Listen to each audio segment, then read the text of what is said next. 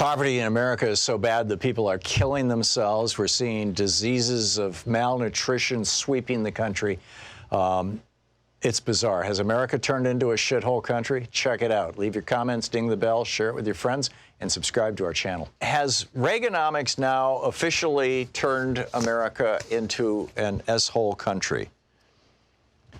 UN officials touring rural Alabama are shocked. That's their word, shocked. This is Philip Alston. He's the UN Special Rapporteur on Extreme Poverty and Human Rights. He travels all around the world looking at poverty. And he was in rural Alabama where they recently had an outbreak of hookworm. Now, hookworm is transmitted through poo that gets into the soil. The eggs are in the poo. They get in the soil, they hatch, they turn into a larva, and then if you walk across that soil with bare feet, the larvae come up and they literally burrow into your feet. It just feels a little scratchy. You don't even know about it, and make their way to your lungs, and eventually to your stomach, basically, or to your intestines, where they burrow. And you know, it actually, there's a lot of evidence that having hookworms reduces the incidence of these autoimmune diseases, you know, where you see all these things advertised on TV that are actually immune suppressors. And there's a huge theory. I mean, the New York Times did a big piece about this a couple of years ago, suggesting it's, you know, that these things should actually, you know, just like probiotics, that we should be still having them. But in any case, this is typically a disease that, you know, hookworm infestation, that you see where there's substandard sanitary conditions. You know, it was pretty much eliminated in the United States as a result of flush toilets. But no, not in Alabama. This was Philip Alston. He says, this is a sight that one normally never sees. I'd have to say I haven't seen this in any developed country. He was talking about raw sewage flowing from homes through exposed PVC pipes and into open trenches and pits. Nearly 41 million people. This is Carlos Ballesteros reporting over at Newsweek. 41 million people living in extreme poverty in the United States. The majority are Black, Hispanic, and Native American children, although there's a large number of white children as well. But the Black, Hispanic, and Native Americans are 2 to 3 times more likely to live in poverty than white kids. So there's a racial component to this as well. And Philip Alston, the UN guy, he says the idea of human rights is that people have basic dignity, and that it's the role of the government, yes, the government, to ensure that no one falls below a decent level. Civilized society doesn't say for people to go and make it on your own, and if you can't, tough luck. And he went on to say, politicians who say there's nothing I can do about it are simply wrong. Well, I would go beyond that. I'd say they're simply lying. I mean, you know, it's just very straightforward stuff. And, you know, the GOP is like, you know, so what? I mean, you know, so what? We're all about, you know, more money. And they really are. I mean, this tax law that Donald Trump passed 2 years ago, it is leading not only to a $2 trillion deficit over last year and this year, a $2 trillion budget deficit, but it's also reduced federal revenue by $1 trillion. So the Ayn Rand wing of the Republican Party, the Paul Ryan wing of the Republican Party, the libertarian, pseudo-libertarian wing of the Republican Party, which is now most of the party, is saying, this is great. Now, this was a tactic that Ronald Reagan pioneered in the 1980s. This is when this really started. Keep in mind, when Reagan came into office, the budget debt, the entire deficit of the United States. Now, last year, our annual deficit, in other words, what we added to the total debt, was $1 trillion last year. But when Reagan came into office, the entire debt for the entire country, going all the way back to the founding of the Republic, was only $800 billion. It wasn't even $1 trillion. And so Reagan tripled it. He took it up to $2.4 trillion. Now, why would Reagan do that? It's this, I mean, you know, Jude Wininsky laid this out in 1977. He said, when Republicans are in power, spend like drunken sailors and borrow all that money and cut taxes for rich people to throw the country into a crisis, an economic crisis. And then when Democrats come into office, start screaming about how they have to cut Social Security, they have to cut Medicare, they have to cut Medicaid, they have to cut support for housing, they have to cut food stamps. That's what you do, and you use the budget deficits as the excuse.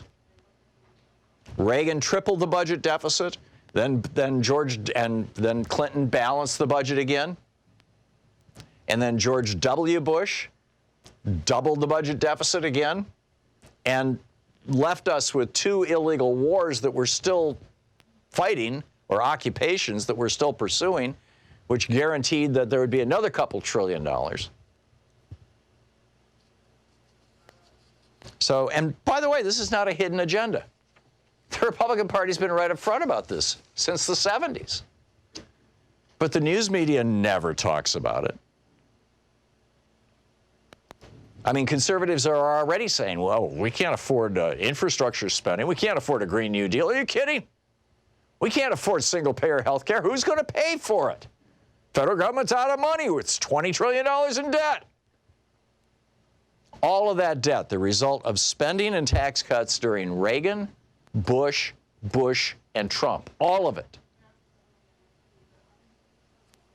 And now they're proposing another corporate tax cut. But back to this whole extreme poverty thing. And is America now officially, you know, an asshole country? Have we devolved to the point that we no longer can call ourselves a first world country? And is that creating misery? And is that misery creating death? Well, it turns out, new study, it's a pretty amazing study, actually. The Washington Post is summarizing the details of it. They asked people, are you satisfied, completely or very satisfied with your life? With the circumstances of your life? Are you happy, basically? 90% of people who make more than $500,000 a year said yes. Only 44% of people earning less than $35,000 said yes. That's a big difference, from 90% down to 44%. What scientists have found is that people making roughly $60,000 to $70,000 a year, that's the point at which, you know, for a family income, which is typically a 2-wage earner family now. And the average family in America has 2.1 wage earners, or 2.2 wage earners, whereas, you know, 40 years ago, 50 years ago, it was like 1.3. So anyhow, if you're looking at $60,000 to $70,000 in annual household income, that's the point at which the majority of middle-class people start getting up toward that, into that 80 to 90% range of, yeah, okay, we're good. And then when you raise that by $100,000 or $200,000 or $300,000, it doesn't increase it much. So what that tells us is that, quote, happiness, that is, you know, the ability to feel safe and secure and all that kind of stuff, happiness is really a function of knowing that you have access to health care, knowing that you have access to housing, knowing that you have access to food, knowing that you have access to, you know, an annual vacation, just the basic stuff, and are not at risk. Half of America can't deal with a $500 emergency right now. 40% of America lives in poverty. Now, over in Denmark, it's very different. In Denmark, and there's a great site that the Danish government has up, and they point out, you know, average Danes, middle-class Danes and upper-class Danes pay roughly half of their income in taxes. But they don't mind at all, because they will never, ever have a health care bill, period, including when you get old and you need nursing homes and Alzheimer's care and all that. Never, ever have a medical bill. And you will never, ever lose your home because you're unemployed. And you can go to college for free and we'll pay you $200 a month to do it. So you'll never, ever be in debt from college. And what that leads to is high levels of social trust, high levels of social cohesion, and, you know, a successful, fully developed country. Here's another study. This is from the Journal of Epidemiology and Community Health. This is the third study in just the last 12 months that's been published. This one looked at the years from 1990 to 2015. And what they found was that for every $1 increase in the minimum wage, and they compared state by state from 1990 to 2015, right, a 25-year period, state by state, what they found was that for every $1 increase in the minimum wage, there's a 6% reduction in suicides. Which means that just last year, we could have saved 27,000 lives, 27,000 fewer people committing suicide if the minimum wage nationwide had been raised from $7.25 to $8.25, just by $1.